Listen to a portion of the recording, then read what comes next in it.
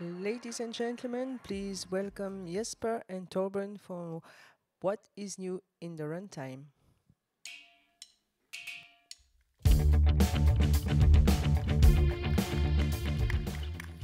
Yeah, my name is Jesper Hellesø. I work in the So Runtime team together with Torben, and I mostly work on things database related, both querying and schema changes and other runtime related things. Yeah, my name is Torben Wind Meyhoff. Started Microsoft 2005, so been doing servers for 20 years. And we have some interesting things for you guys today. So beyond what we're going to tell you, because we're telling you the things that you are seeing as visible stuff, I just thought we wanted to add this slide to the screen. So we are actually the one behind the AL execution with the runtime, the database. So we're part of when everyone else calls the world-class service and all the other kind of things. We are the one in the middle. We are the one that executing, taking care of your memory. So beyond the features that you guys see, we have a lot of other features that we don't showing today because they are the internals of the machines.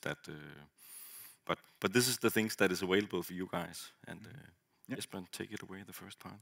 Yes. So we're going to talk about some different topics. It's going to be both what we released in the most recent release, but also the one before it, because it's been a year since we were here last. It's going to talk about the AL runtime, which is functionality exposed to the AL language, database, search, the web service stack, and finally reporting. Going to start out with the AL runtime. So this is the functionality exposed to the AL language by the server, but not the language itself. One of the first new thing is a new number format. So you probably know the existing number formats. They have been the same since the Seaside days. Internally, those get translated into .NET format strings. So we thought, why not just expose the .NET format strings directly? So if you use this format string here, you can put in exactly what you would put into .NET format, and you will get that in the UI. Today it only works for tables, pages, and reports, but we're planning to expose functionality to format as well, so you can use it as well. But for now, it's only when you're using pages, reports, and tables. This is a small example. This is if you want to do special formatting for 0 or negative values. That's very convenient. GetURL supports the layout parameter, meaning you can, if you want to open a page directly into analysis mode or some other specific mode, then you can use this parameter. You can also build the URL yourself, but it's more convenient this way. So if you want to take the user directly to the analysis view on a specific page, you can do it that way. Calculate only visible flow fields. That's, I think, seems like a very requested feature. So previously, any field, even if field visibility was set explicitly to false, we would always calculate it. Now we have made a feature key that you can opt into for now to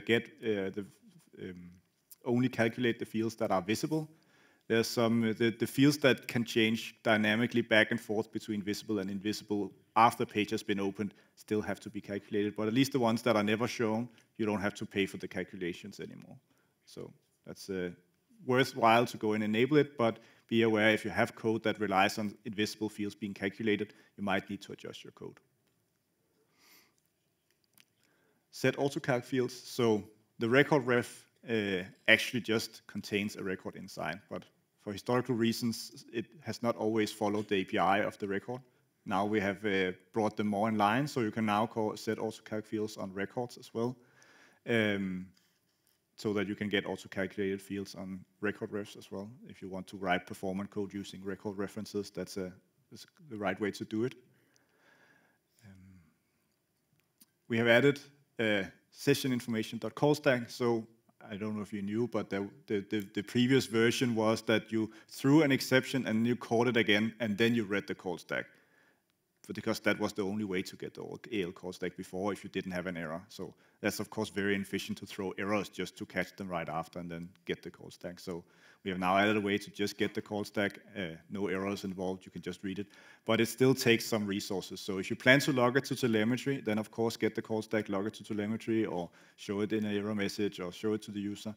But if you're just getting it and then deciding later if you actually need it, then query for the call stack if you need it. Don't just get it always, because it has some costs. easier on-open company analysis. So we added more columns to the on-open company telemetry, so you can easier troubleshoot. Like if you have a session going on, you see here open the company, then this happened, then you can get the information from what user it was that signed in from the on-open company tag, and then you can correlate your other telemetry with that in your telemetry analysis. And then we did some improvements to the HTTP client. Before, you have always been able to send patch requests, but it was just the send, and then you had to explicitly set the method. Now there's a dedicated patch method, meaning it's the better readability of your code and nicer to work with. We have also improved a lot of the error messages on timeouts and other things so that you can actually see what went wrong, not just that it's a failure, but that what it exactly was that went wrong with the HTTP client. We have added tooltips on queries, which is especially important now that queries are more used with an analysis view. So then you can add these tooltips to the query columns, and they can show up in analysis view. It also means that if you have a query field a query column that is bound directly to a table field, then we can inherit the tooltips all the way from the table to the query, and then finally to the UI in the analysis view. And then a list of smaller changes. We've added the public IP address for you, so you can set it on the server, meaning that if the server cannot figure out its own public IP address itself, then you can set it up in the configuration file so that anything that needs to expose, make use of the public IP address can query it from the server settings. We have also added more to Purview integration, meaning you can get more detailed logs around security-related events, such as user changes or permission changes or other things that are important to log for security or compliance reasons. So we have added more to the list of Purview events. We have updated companion table verification. This is like every time you install an extension, if it takes a long time, it can of course be your upgrade code, but it can also be some verification we need to do to all the table extensions that exist in your extension. So this should now be faster. Could still be better, but it's better now than it was at least. And then finally, we have opened up for moving fields and extensions. This is not a new feature, but it was previously not enabled in the cloud. It was only available on-premise and for us. But for now, we have opened it up so you can use the move fields functionality to refactor your extensions, move fields between extensions, which I think is useful. I think we did mention it here, but we also added, for now, on-premise only, but the capability to obsolete fields and then later remove them without requiring forcing. So far, it's on-premise only, but you can, yeah.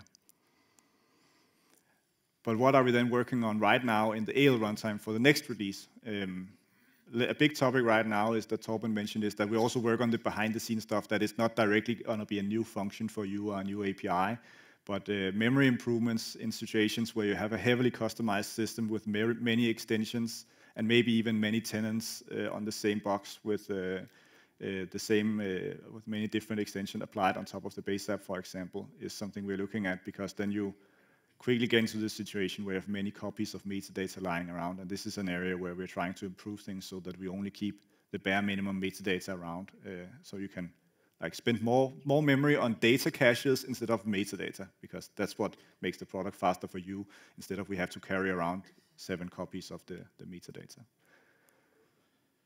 Then the data stack.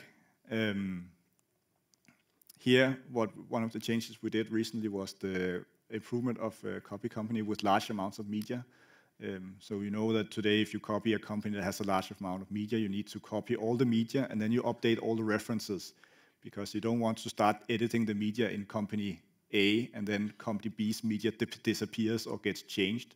So that's why when you copy company with lots of media, we need to copy all the media, update all the references, and make sure that changes in company A don't affect company B, but in the most efficient way as possible. So it's faster now when you have a lot of media, but it's still not something you should do in the middle of the working day if you want to be nice to your users. And maybe not so popular feature is the enforcement of max number of companies. So in the beginning, we did not have an enforced limit. We have had a limit for a long time, but that was not enforced. But now we're actually enforcing that if you have 300 companies, you cannot create new companies in SAS. And the reason is simply that upgrade starts taking too long time when you have that many companies. That's one reason. But another reason is that it turns out to a lot of tables in SQL, a lot of metadata in SQL. So it's similar to that we need to spend a lot of memory on our metadata. SQL also needs to spend a lot of storage and memory on their metadata. So you're spending memory on metadata instead of the data you want to query. So that's why it's good to stay below a reasonable amount of companies. Then we have added better insights into database missing indexes. So the page has always been there, but maybe not so useful because it would only say this index is missing, but it would not say how much will it then help if I add it. And SQL actually has the information, so there was no reason to not add it. So what we have added is that now you can see how often would that index then be used, how much would it actually improve performance, and the combination of those two values give you an idea of like then how worthwhile is that index if you multiply those two values. So if you go into the UI, you can see here the 5 new columns at the end. The first 2 say something about how often is it used, both for scanning and seeking. And the next 2, they say something about what is the cost of the query that would be improved by the index, and then how much improved would it be. And the final column is just a combination of the first 4 columns that say something about like if it's that frequent and that good of an improvement, then the total benefit will be this. So it's an estimation, but it's a useful rule of thumb to say like, okay, this index sounds like a good idea. I'll add that one. Then we add another feature for on-premise. Azure SQL, this works out of the box, but for on-premise, if you're running your own high availability setup with SQL Server, then it's a good idea to set this setting to true, because if you have a failover, like the first SQL Server stops working and you want to switch to the second one, if you don't enable this setting, it can take a while before SQL gives up on the first SQL Server. It'll try again and say, maybe it'll come online again, instead of quickly switching to the new replica. So if you enable this setting, it will always, every time it needs to connect, it will try to connect to all SQL servers at the same time, and then the one that is first to reply will get the one that is still alive will reply immediately, instead of having to try first the first one, then the second one, then the third one. So this is for the on-premise guys that use high availability. Then we are tri-state locking is not new, but the state of things have changed. It is now enabled for everybody, and you can no longer go back to the old system. Just a small recap of tri-state locking. The previous solution was that as soon as you did changes to a table, you would start running up all your queries with update lock on that table. This is how it used to work and has been working for many years. But with tri-state locking included, you will instead just start reading committed data. So all queries will become read committed after the first change to the table.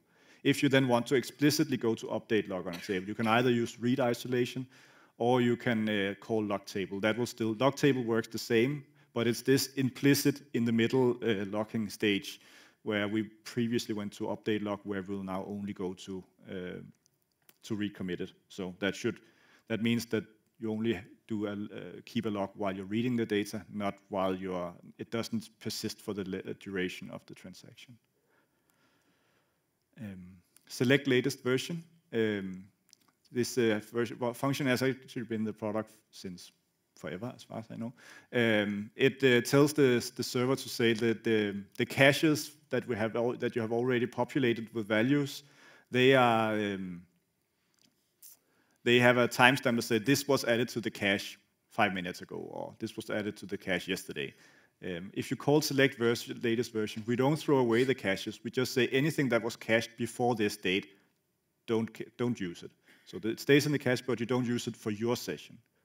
The bad thing about calling select latest version with no parameters is that you're doing it for all tables. And most likely you just want to say, but this specific table I'm about to query now is the one I want to have the latest version of. So now you can actually say, for this table, I want the latest version. A small note is that we actually had this when you signed into the product, we call select the latest version without the parameter in the beginning, meaning every time you signed into the product, we said everything from before I signed in, I don't care about it. We can now do the right thing and just say this specific table related to the login process. Don't disregard the cache for that one. Yes, then a new functionality for the query objects. Query objects already have the save as CSV and save as XML functionality, meaning you can directly stream your data to CSV and XML, but what is new now is that you can stream it to JSON.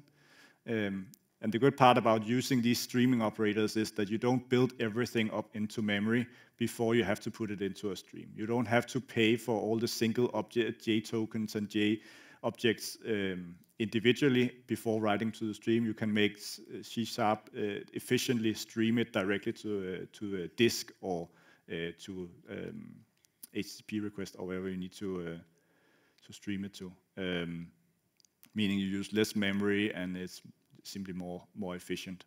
There's some more details on how exactly we do this in this slide.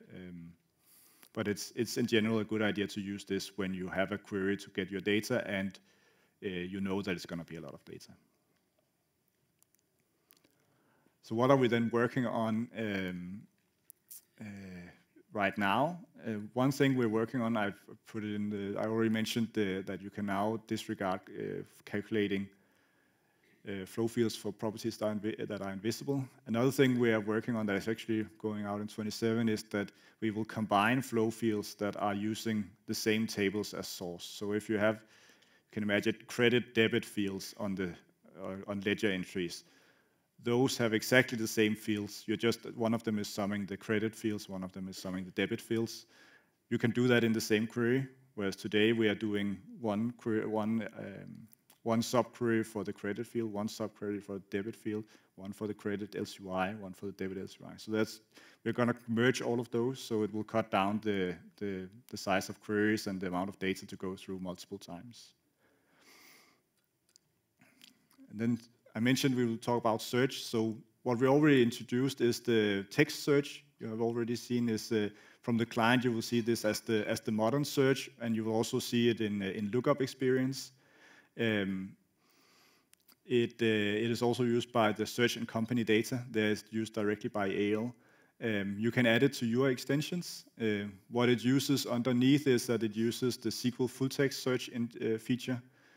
So once you optimize a field for text search in your extension, we will underneath add a full text index, meaning that queries that would always be forced to do a full table scan over all your items or customers or vendors, they now can use the full text index instead. There's some things to be aware of with this. If you're very used to being able to search for something anywhere in a string, like in this case we have the chair, the green chair. Of course, chair and green chair, they work fine. But the moment you start with substrings or ends with queries, that does not work with full text search. So if you know you're going to search for something that is at the end of a string, then you'll need to either switch back to the legacy search, or you can add your wildcards yourself. If you use modern search and you add wildcards, we detect, okay, can this query be fulfilled with full text search, or do we need to go back to the old style way of querying? So it's not like you need to switch back and forth yourself. You can just add your wildcards to your queries, and then we will do the most optimal thing. The moment you do that, of course, if we have to regress to the non-full text based in the search, then the performance will of course be similar to what it was before full text indexing. But that gives you the option at least. If you need to do this in your app, so we have added this to a number of our tables, the big master data tables, for example, items, customers, vendors. If you have fields for your own extension where you need this, you can go in your table extensions and optimize your own fields for this. If you have added them to the items page, for example, it makes sense to also optimize the text fields that you want to show on the item list to this, so that they also get searched in when you're using modern search. Yeah. You can also use this from Ale. So that's what the search and company data does. It's a new filter syntax where you add it might look a bit strange, but you add these double ampersands to the beginning of the filter, a special full text wildcard, and then the search will use full text index. If we detect that there's no optimized for text search on the field you use here, we will just regress to the old way of searching. So it's not like you have to know that up front. You can use this syntax, and then we do the right thing. If you know that it's there, but maybe not in all versions of the app you're depending on, then you can do it this way. And what are we then working on in the next version for search? We're currently working on semantic search for metadata. Say, like, if you have a specific report you want to search, but you know what it's about, but you don't know the exact terms that are used in the title or in the about text of the report, you can use semantic metadata search. That will compute the meaning of what you're searching and the meaning of the report you have. Like, what is the report really about? And what is the query? What is it that you really want? And then it will try to find reports that are similar in meaning, not necessarily in the exact terms used. So we plan to expose this both for Copilot chat experience, but also for the Report Explorer and the Tell Me search, where you might be used to know exactly what the report were called. You can now search, I want to do something about some term, and then even if it's not written specifically in the report title, it will still show up because the embedding models will figure out that these terms are similar enough that it's probably this you meant. So we're looking very much forward to shipping this. Yes. Right, thank you. Over to the API stack. Every day at Microsoft, we care about security. So we change things all the time. We have an initiative called SFI running. Is the sound okay? Yeah, just thought I heard a glimpse. So every day we make security more strict, try to remove the places where there could be injections and similar kind of things. And this time it was on the HTTP client calls, where we will not accept SSL certificates that is not valid anymore.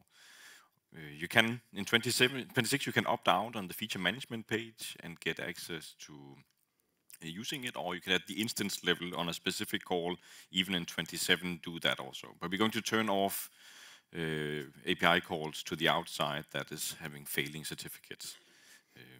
It's something from the past where everyone on-prem ran a lot of local host services and other kind of things. We would like everyone to encourage to run on secure stuff. And if you guys in here, how many of you guys are running telemetry? Perfect. All the others that didn't raise their hands should go back and start using telemetry, because telemetry is the insight to the server. It is our primary way to actually debug the issues. So if we get a ticket from you guys and it comes into us, the first thing we do is to drill into telemetry and look what goes on, what are the exceptions, and you guys can turn on telemetry in the admin center and get access to these kind of things. So do you actually have APIs that is having these violations, a certificate that might be broken, you don't know of it, but it will fail somewhere in the future? We are emitting these kind of things to telemetry. So go in and you will actually get these kind of notifications from us telling you guys that you have something to do, because in 27 it will be even more strict, and in 26 right now it will fail actually also. So you have to go into the feature management page and opt out. SOAP was one of the best features back in the days. I remember when we did the big conversion from forms to pages, and suddenly we made APIs for every page. Any page you could just enable by going to the web service page. But the coolest part was because we did not have any APIs back then. So this was the APIs of the product, and it enabled you to get started on almost anything. But in the new world where we're running apps and we are upgrading you guys all the time, at least once a month if we can get away with it, unless you stopped us. That means that we would like not to break you guys too often. And if you bind your APIs towards our screens, it's not a real public API. And that means that something might break for you if we move you to the newest version and we moved controls around or give them new names and these kind of things. So we want you guys to not use our pages as SOAP endpoints. We also put that to the feature management page to enable and disable it, but later on it will be blocked. You can still use the OData ones because we want do this in some transitional steps. OData is also more tolerant for fields. You can ask for fields, you can select fields and other kind of things that was not present back in the SOAP days. But you can see this on the web service page. If it's turned on, you don't get any SOAP URLs on any Microsoft page. Your own pages that you have added via extensions will still get SOAP because it's up to you guys to turn them on and off and decide if that was meant to be an API page. But change your objects to API pages and use OData for the future. Then, and if you see the blue band in the top, then you can turn on and off and get access to the feature management page. And then if you turn it on, you'll see SOAP again.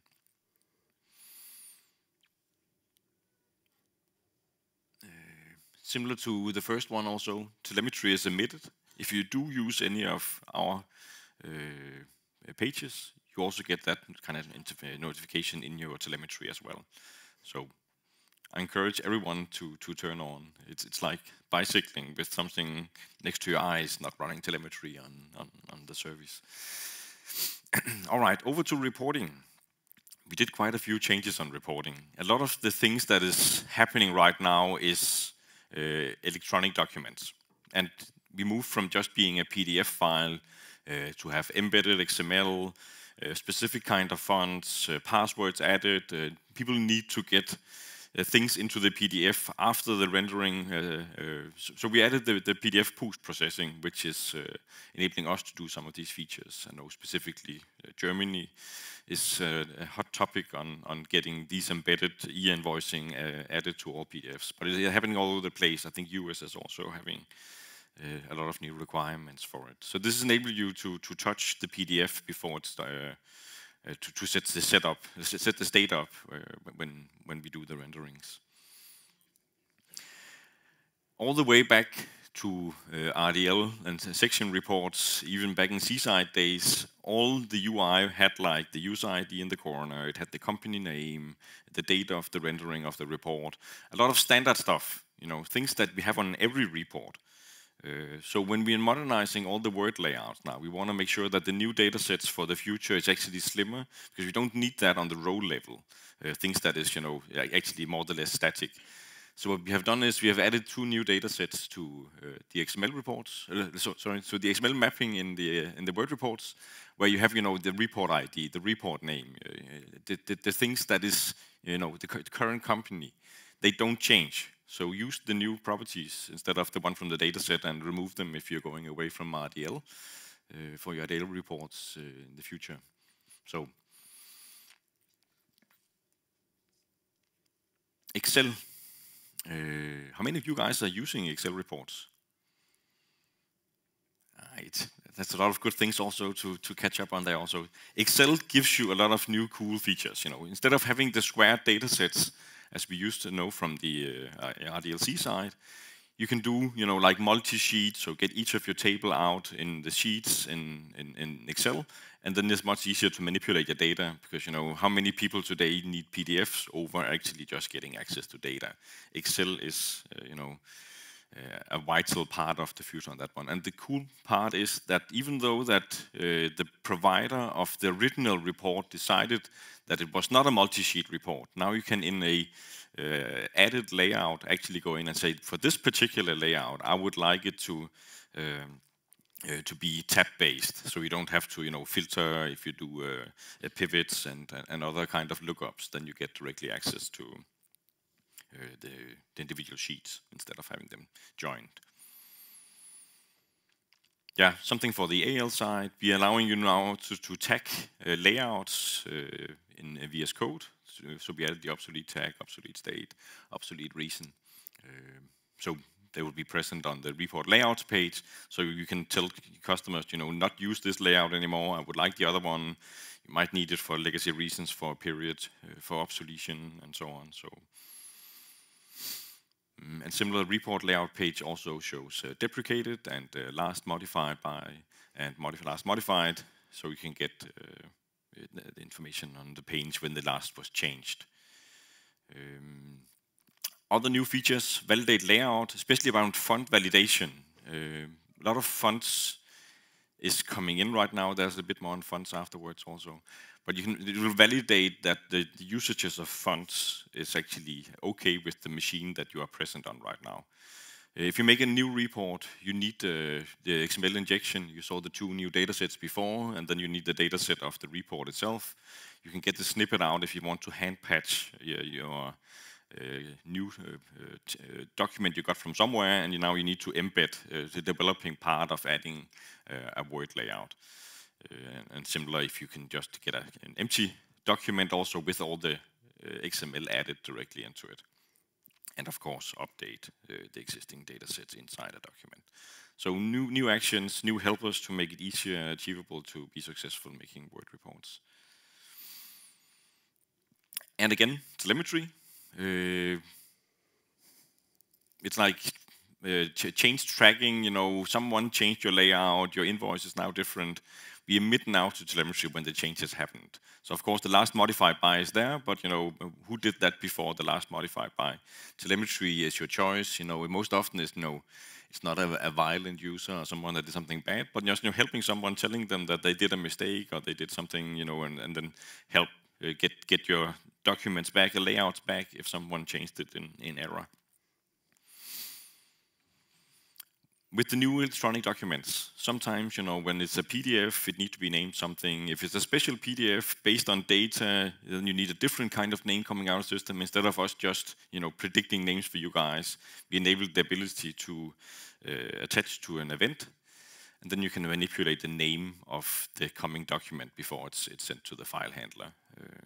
It's useful in many places, especially if you need to have it to be a form number for some government thing or other kind of scenarios. So you can manipulate the name of printed reports. VS Code, small thing, but we added the snippet helpers. Do you know the snippet helpers when you're sitting and coding? I guess you do. It's a daily improver of how to get your structures up. In the old days, you had a designer that helped you do your structure, but today we are code-based, and there's a lot of helpers added. And this time it was the query report objects getting data link item helper.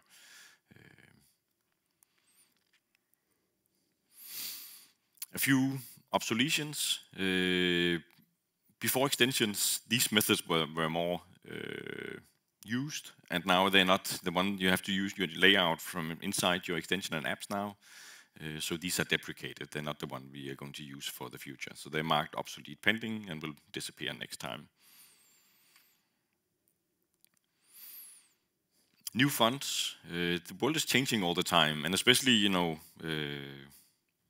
we are hosting your code now on the services by running in the cloud. And that means that you can't add fonts. So we're listening to, add specific fonts that makes legal things. Like in the US,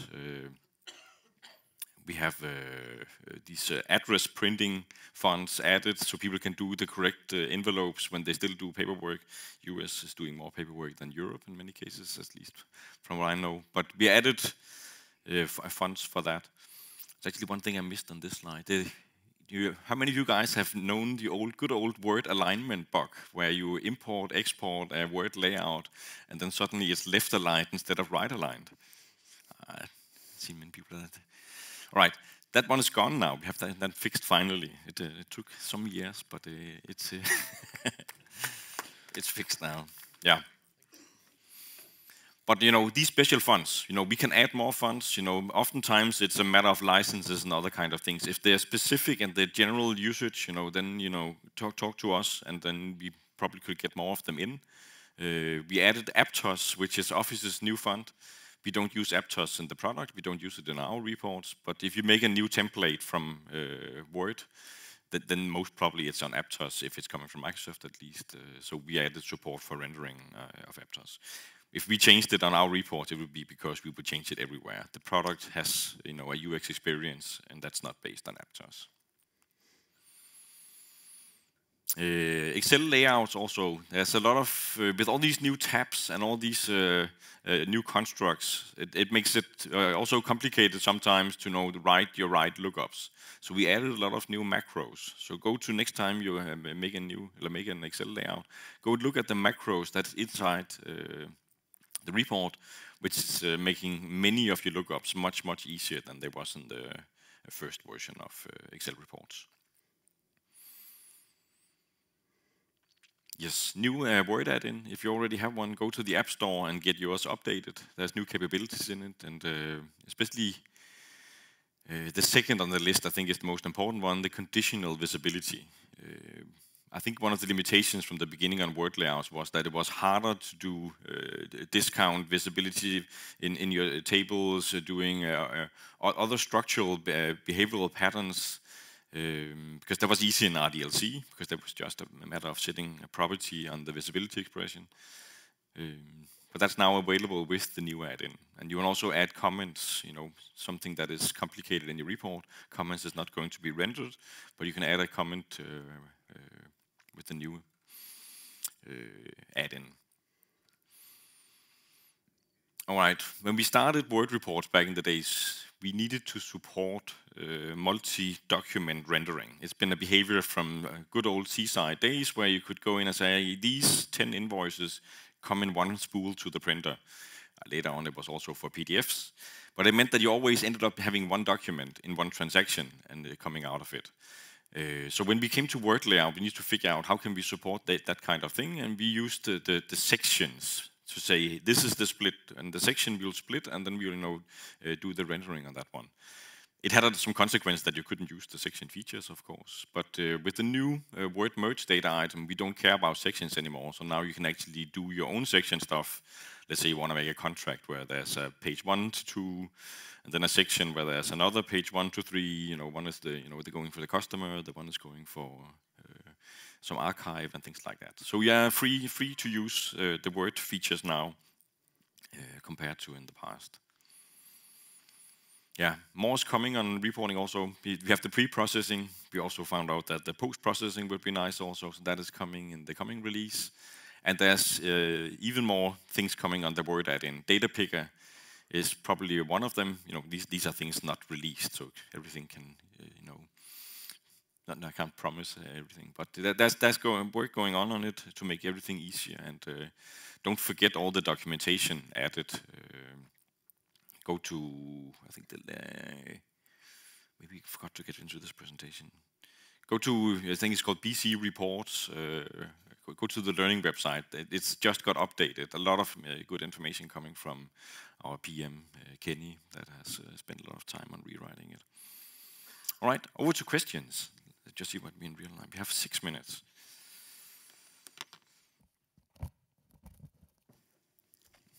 Thank you. For the Word layout plugin, is it possible that we send an HTML blob to the Word layout and then it's rendering, and how we manage the page break in future? If we have sometimes some pictures and so on, and we want to have a nice document, maybe with long text, and so pictures, HTML, and page break. What is the idea? What will coming that we have on the PC side something similar like on the Word printed document? I think pictures is already there, like the company logo and these things. Yeah, no, in a long text. If you have an item and we're putting some long text, maybe an HTML blob, and we give it to in the RDLC, we can rendering it, but we have also the problem with the page break. So let's catch up on that one afterwards. And I think I need to get your complete details on the scenario exchange. All right.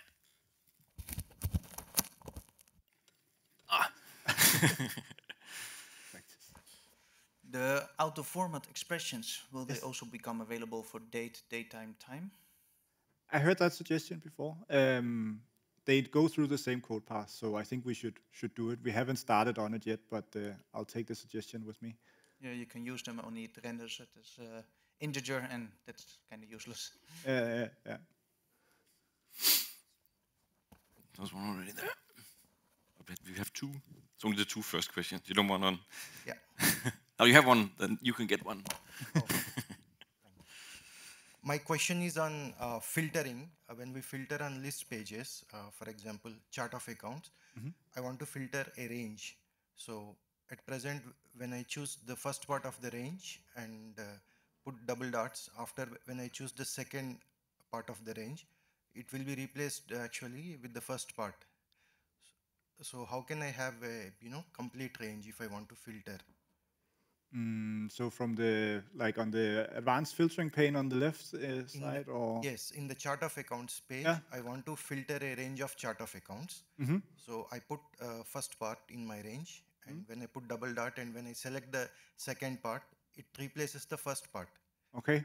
Yeah, that sounds like a bug maybe, but it sounds like it's something in the front end. But I can take the question. I'll need to take the question with me. I'll see if I can put it in the Q&A afterwards for the session.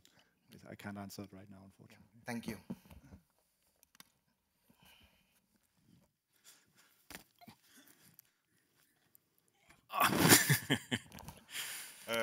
I was at some red carpet event a few years back, and it was promised that there would be a system field on the table that said company, so there wouldn't be these company tables. But I can see you are already limiting this 300 companies for the same reason.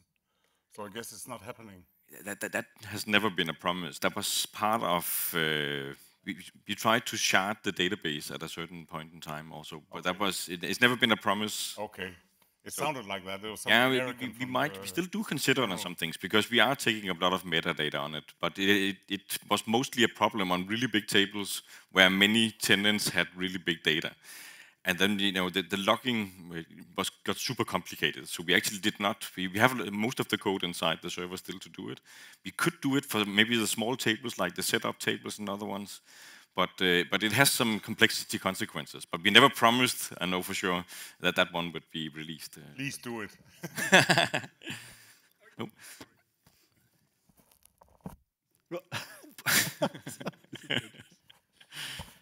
You can't sleep in these sessions if these microphones is getting thrown around. Hi.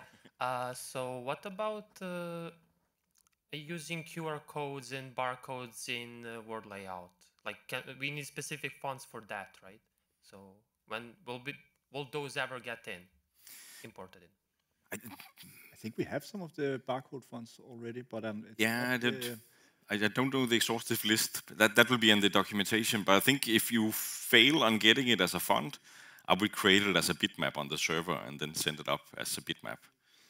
Yeah, I think we tried something like that. But more specifically, like it said in the end, that the documentation that we needed some fonts imported on-prem, of course. Yeah. Yeah, on-prem you can do whatever you would like. Yeah. So it's more for us because we need to legally have a license for every server in the world if we're doing it. So it's part for us. It's part of the control plane to get fonts out and the templates. Okay, thank you. All right. Any other question? Getting better. I've got a question about job queue. The user that is starting the job queue, could you make it the admin user? So the only admin that could start your job queue? Yeah. So if you, for example, if you're a consultant and you are starting a job queue for a client, you don't want your name, your username to be visible in the job queue. It should be the admin user starting the job queue. Yeah, but the problem is job queue behind the scenes of a job queue is the task scheduler. And if an admin can impersonate me, then I can also, do things as me. So a task can ever only be scheduled by the one that owns the context. So we don't make sessions for anyone. We make a task that will make sure that you're the one as the one creating the task. We can pause it, and then admin can start it. So that is actually a security feature behind the scenes of how task scheduler works. You can't just impersonate any user. That is a big security risk. So it is actually the one that hit the button is the only one that can be executed as. Okay. Yeah.